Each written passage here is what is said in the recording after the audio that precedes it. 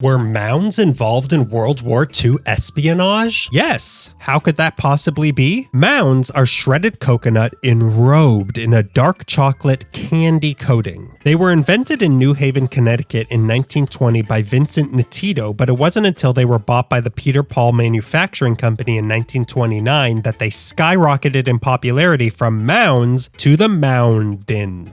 Top. By the mid-30s, they were such a hit that the Peter Paul Company was the leading consumer of coconuts in the world, processing 100,000 pounds of them a day, narrowly topping the guys who used to make horse sound effects for movies. And then World War II hit. Bad for humanity, great for candy makers. The US government contracted the Peter Paul Company to supply Mounds bars for soldiers' rations because the dark chocolate was harder to melt in the tropics of the Pacific Theater. Plus, it's the tropics.